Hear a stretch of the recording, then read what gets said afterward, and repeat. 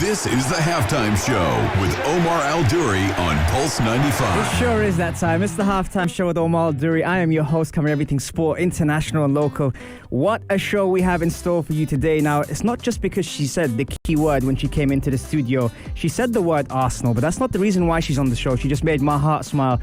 What we are talking about on the show today is color psychology. Now, we've never had this on the Halftime Show, and having read Reset, you probably will know that the element of mental fitness and mental therapy is extremely important in what we do in everyday life. Fatima Al Shirawi is an Emirati entrepreneur and color psychologist. She's related psychology and color in how we behave, perform, and respond to everyday life. On the show, we will be discussing what colors activate what moods. So I'm sure you're going to want to stay tuned on the only place to be at 3, the Halftime Show on Pulse 95. This is the Halftime Show with Omar Al-Duri on Pulse 95. It sure is that time. It's the Halftime Show with Omar Al-Duri. I'm your host, covering everything sport, international and local. Thank you very much for tuning in today, and I guarantee you it's going to be a very interesting and very different show to what you're used to. Shout out to everyone who is tuned in online on the Instagram Live at Omar Al-Duri, on YouTube as well. Toby's mom, who tuned in the other day as well, Toby, our guest, she was tuned in all the way from, I think it was the UK,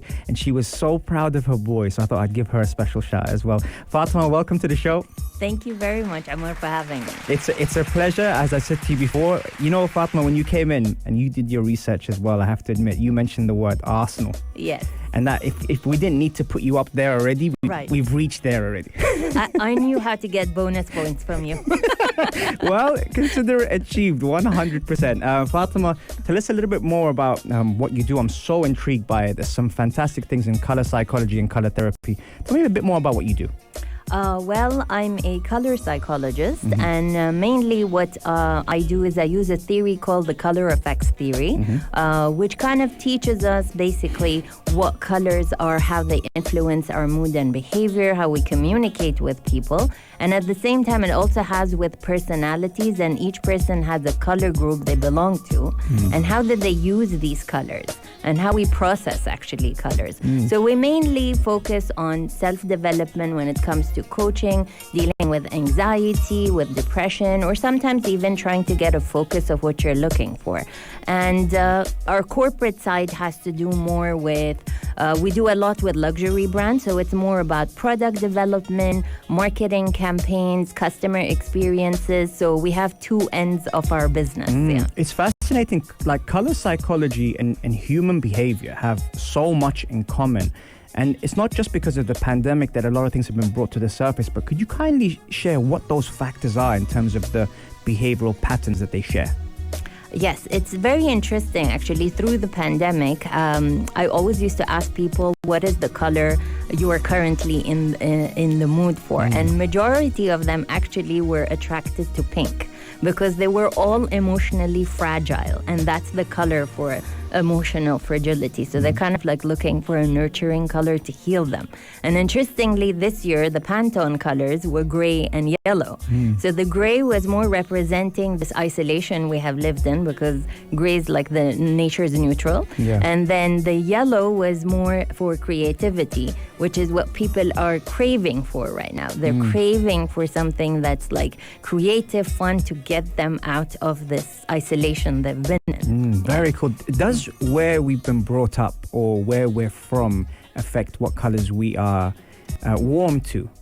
Oh, yes, for sure. That actually, color symbolism plays a role. So it's not necessarily the natural emotion you have towards the color, but what you've been influenced for years to think that this is the feeling you should have towards the color.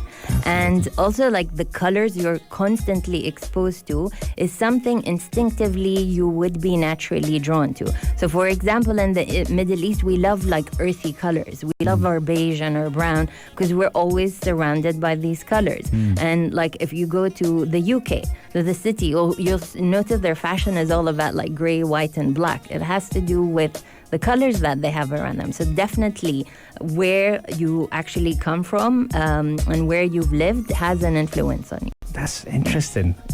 I'm actually thinking about it as we speak. So can someone embrace different color schemes? So for example, sometimes when we tend to see the sharper colors or the brighter colors, we tend to say that's a bit loud. Can someone go from the grays, whites, and blacks to the reds, greens, and yellows, for example? This is a variation of which state or stage in their life they're in. So if they're in a stage where, say, they're passionate about what they're doing, or they want to get out of a stage they're blocked in, then they'd naturally be drawn to the reds and the bright colors. But if it's a stage they want to isolate themselves, naturally they're going to pick colors that block things out. Well, Florin, who's tuned in from New York, said, so what does it say about people who wear black, all black everything? Oh, that is my actually problem because I can't wear black. When I wear black, my energy gets drained. I feel hot, and I didn't realize this till I studied color psychology. So previously I mentioned that we have different color groups. Yes. So I have 2 color groups, and none of them have black in their palette, because the vibration is way too high for my energy. So people naturally are actually influenced with black because of color symbolism, because they've brainwashed us that it makes us look thin. It brainwashed us that makes us look authoritative. But actually that has nothing to do with it. It's just something we've been influenced by. And normally people are drawn to black because they want to look strong, but they want to protect themselves. Yeah. See, I mean, that's something that I'm thinking about now. When you say black symbolizes those characteristics, can you tell us some of the other colors that symbolize other characteristics on the opposite spectrum? Yes. So actually, there are 4 primary psychology colors that do affect our emotions. So it's red, blue, green, and yellow. And these colors are like, blue is more for intellect. So it's more for communication, for confidence, for focus. Then you have the yellow, which is more emotional. So this is for self-esteem, friendliness. And then you have the red, which is more physical. So it's more the physical energy. And green is more, of course, for your balance. But the trick here is how you use them in the right proportions, because each color has a positive and negative side. So, scary part of yellow, if you overuse yellow, it causes depression and suicide. Wow. Yeah.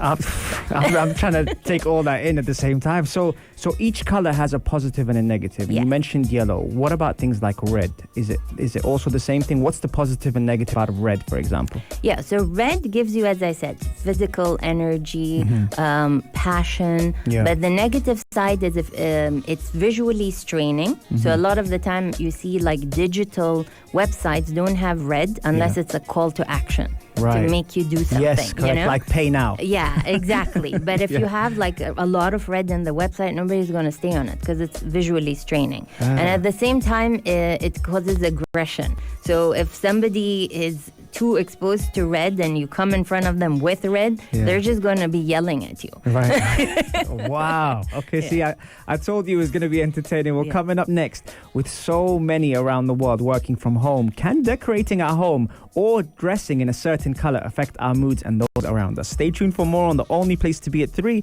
the Halftime Show on Pulse 95. This is the Halftime Show with Omar Al-Duri on Pulse 95. Sure is that time. It's the Halftime Show with Omar Al-Duri. I am your host, covering everything sport, international, local. Smiling ear to ear today because we are talking color psychology with Fatima Al Shirawi here on the Halftime Show on Pulse 95 in the heart of Sharjah. What a show it's been already, and we've only been in one segment, but there's so many good questions coming. I have a feeling it's going to be quite an entertaining show. Fatima, thank you for coming on. We were talking in the break about a few things, but I actually want to bring a couple things to the surface now. With many people around the world working from home, can decorating our home or dressing in a certain color affect our moods and those around us? Oh yes, definitely the interior plays a massive role on your energy and how you actually rejuvenate your energy during the day. So during the pandemic, I actually had an entire post about how do you design your home office and what are the key colors you need to have to be able to function like you are in the office. So mostly, of course, you have to have a separate zone for yourself. Yes. And the key colors that you need to have around you for work would be, of course, the blue, which is key. Now, many people were like, I can't change the wall, or what can I do? You have everything around the house. So it can easily be like, the cover of your computer can be blue, or you could have like a vase or a frame or something that's blue. So this keeps on making you focus. At the same time, you could have a small element of red to keep you energetic and not get so lazy at looking at the screen for so many hours. Yeah. This is more on the work side, but say like now zoning out after a long day at work or with the kids running around everywhere, you kind of need to like switch off. So the key colors for your bedroom is very important because this is where you're energizing it. So like a light blue, light green, light gray, these are the colors designated for a bedroom. So a lot of the people sometimes go into like these deep purples and whatever, and I tell them, I'm like, I don't know how you're going to sleep. I actually had a friend who had like the backdrop of her bed was red. I was like, do you ever sleep? Are you fighting with everyone? Is that like an accent wall you mean that she had, or just the backdrop of her bed? Oh, right, so, natural bed. Yeah, so the vibration. So here when we were talking about the color and the vibration. Yes. So the higher, the warmer the color, the higher the vibration. And the lighter the colors, the lower the vibration. Now, key thing to note, we spoke about black. Yeah. So basically, black and white are not colors. Because black absorbs the light and white reflects. Okay. So even we have a trick I do in my workshop to feel the vibration. So I blindfold the person, your other senses are then alert, and we put different colors. So when it's like red, people feel like a warm vibration. When it's like a light yellow, people feel like a very cold vibration. Yeah. And with black, they don't feel anything. Wow, that's interesting. I mean, Megan was asking a question earlier. She said, I'm interested in the vibrations and color correlation. Between personal vibration and vibration of color, how does that even work? And where can we get more information? Yes. So here is actually how we set the color groups. This is where we match those vibrations with your vibration. So basically, we analyze you in different categories. How we do that is mainly it has to do with your features, which is the region you come from. Then we do a test of gold and silver because each group has a certain metal. So you notice, like say you're a gold group, you put a silver on your skin, you'll see your skin is pale, your veins actually like pop out. They look like 3D, Wow. Yeah, so you know that, okay, I'm not this kind of a group. Then we do the color palettes on you. Yeah. And here's where you see the reflection of the color. So if it's not your palette, you'll see dark rings, your skin looks pale. If it's your palette, then it's vibrant. I always say it's like a natural facelift. So here, once we've assessed which group you are, then we match the palette of colors or the vibration of specific palette of colors with your energy. It's interesting you say energy because color is often associated with energy. It is. How do we balance the energy through colors? Yes. So here is where, once we've done this analysis, we teach you how to balance it. Okay. So the key thing which we mentioned previously is the primary psychology colors. Yeah. These are colors you have to use on a daily basis to create balance in your energy regularly. So you pop into your blues when you're working, you go into your reds when you're working out at the gym, you wear yellow when you're socializing, and when you want to zone out, you go into your green, and you have a balanced energy.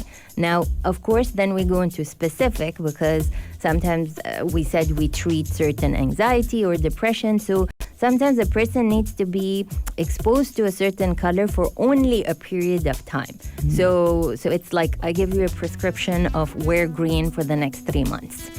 Just green? Yeah. That's going to be interesting. Yeah, and you see, that kind of calms you down. Yeah. Because maybe you're just too agitated, your brain is so on fire, you can't sleep. So this is how you take from the energy of those colors. Interesting. Can we get too much of color? Yes, you can. I told you, when you're exposed to too much, like for example, when you go to work and your office is a certain color, and you have no control, of course, to change anything around you, you should have elements on your desk that breaks that. Because like we designed an office once, and the color before was gray. And the boss was like a good friend of mine, and he's like, they just don't work. They're just so lazy. And I told him, just switch up the color on them, okay? And then after that, he's like, I don't know what you did on them, but they're on fire. They're asking for extra work. That's very good for a company.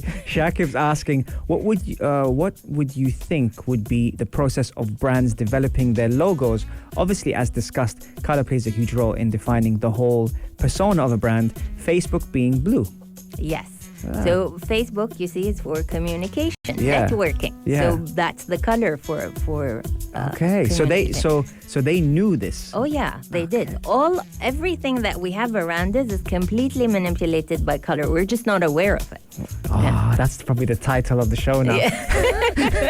Thank you very much for tuning in, and shout out to everyone who's tuned in on the Instagram Live and on TikTok. And also a special happy Mother's Day to all the mums out there, including my mum, Fatima Al Shirawi, who is tuned in now and just sent me a message saying, thank you for the gift. My pleasure, Mum, and I'll see you later. Right, guys, we're coming back straight after the break. Enjoy the song Sam Smith, nice and chilled, and I'll see you soon. Here we go. This is the Halftime Show with Omar Al Duri on Pulse 95. It sure is that time. It's the Halftime Show with Omar Al Duri. Man, I'm smiling ear to ear today because we're talking all sorts of great things like color psychology, color therapy, and I have Fatima Al Shirawi here in the building with me in the studio live in Pulse 95 in the heart of Sharjah. And if you are kicking yourself for missing the show, don't worry. You can catch all of our podcasts on Apple, Spotify, SoundCloud, or on Ghami. Or if you prefer a visual, head over to the YouTube channel Pulse 95 Radio and you can find us there. We have some fantastic guests covering some really, really important topics like mental health, gut health, and how important the brain is in performance and recovery. Fatima, I think our conversations off air are just as interesting as they are. as they are on air. She came into the studio today. Let me tell you a quick story. She came into the studio today and we were talking and we had a couple of minutes to speak before the show started. And she said, let's just take this for an example. If Arsenal, that's it. As soon as she dropped the A word, it was over after that. There was a connection between me and my sister and we went straight into the show talking about that. One of the things I love about color therapy, Fatma, is colors that help inspire or uplift or make us feel better. What colors do that to us and our brain? Well, it depends also, as I said, your intention, your purpose. But colors that uplift us usually are like yellow because it's a friendly, it's good for your self-esteem. Also orange because it's a color of creativity and friendliness at the same time. And it's also a social color because orange makes you hungry. So it's a good thing to have around when you're going out for a meal. Orange makes you hungry. Orange makes you hungry. See, now that's making me think of the food brands that have orange on them. Yeah, McDonald's. Oh, yay! Yeah, there. So this is like some of the colors. Then also like pink, you can have an emotional connection with the person. Green is the universal color of love. So here, you can use these colors. Purple is a color that uplifts because it's spiritual. And healing at the same time. So these are a couple of colors. We could go on, but it really depends on what your goal is. Do they depend, like I know we mentioned this earlier briefly, but do the colors that uplift us depend on the personality or where they were brought up from, or does it generally have a similar impact or effect on everyone? It has a similar impact because 80% of our influence about color is unconscious. So you're actually being influenced with color without you knowing on a daily basis. Right. And it's important to know how we process the color. So basically, color is light, and it's part of the electromagnetic wavelength, and the only part that we can see. So we're exposed to 16 million hues of colors. Wow. So that's how we've divided them into these 4 different color groups. And it's universal. So you can see like 80% is unconscious. So everybody, if they're exposed to the color, they react in the same way. Yeah, so many golden nuggets. I'm thinking we already sent in the title for the show. We could have probably put about 15 of these titles. Are there ways to unblock or activate our mood when it comes to colors? Yes. Now here's where we go into color therapy, which has to do with your chakras.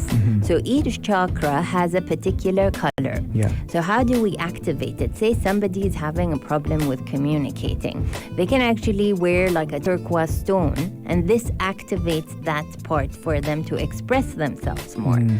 Sometimes somebody has like a stomach ache. So you can easily, like, for example, wear the color of that chakra, and that kind of heals that area. And this goes same to the color of stones, for example. Yeah. So this is what we do with color therapy. We put stones that are of the particular colors of those chakras, and the color absorbs the energy and heals you. See, that you made me think of something now. When we landed in New Zealand for the World Cup, the Polynesian people gave us green stones as a gift Yes. to welcome us. Right. Is there a correlation with the green stone? Yes, because it's a healing attribute. You see? Right, That's okay. why. So it's like it's a way of welcoming us, but it's also a way of making sure that it protects us. Is that correct? Yes, it's healing, and it's also the color of the heart chakra. You see? See, there we go. Putting all these things together is kind of interesting. The way our brain works, and like you said, a lot of things are done intentionally when it comes to color psychology and color therapy. The way our brain works, are there certain nuggets that we can implement in our lifestyle that will eliminate, the negativity when it comes to colors? Oh, yes, for sure. Number one, honestly, you do get a color session, not because I'm encouraging it that I do it, but it truly is your golden nugget because it kind of guides you through everything. You don't have a fear or anxiety of facing a person or a situation because you already know which color to wear, the energy you take for it, and you have the correct result. So that is one key thing that you need to do because it's your guideline to everything. And this guide is not only for your energy, it also has to do with your space for productivity. It also has to do with your passion, your business, representing those colors that represent you, attracting like-minded people with these colors. Fascinating. Right. Okay. We're going to have to take another break. Fatima, I told you we just need to just keep rolling. Right. We're going to have to take another break. I'm going to play you some Burna Boy. I love me some Burna Boy. So let's enjoy this song and we'll be right back after the break. Enjoy, folks. This is the Halftime Show with Omar Al Duri on Pulse 95. I would love to say we're ready to rumble, but I'm not quite done yet here. And we've got one more episode on the Halftime Show. It's almost full time, I do know, but Fatima Al Shirawi is here in the studio. And again, telling us all about color therapy, color psychology. We've had some fantastic questions and so grateful that Fatima took the time out of her busy schedule to come down and visit us here on the Halftime Show. Almas was asking a question earlier, yet we've asked you that. What else? Who else did I have? I had Shakib, I think, who asked me a question. What would you process of brands developing the logos? Obviously, yeah. So when it comes down to the brands, I know we spoke about Facebook and Blue, but what other brands stand out from the color they've chosen? Right. See, it also depends the region where this brand was developed or where they're selling.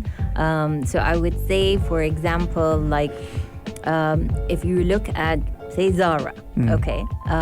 If you look at their collections, whether it's men or women, because of where it comes, they have what we call a firelight group, which is more of a Mediterranean palette. And majority of where it sells the highest are places where people are attracted to these colors.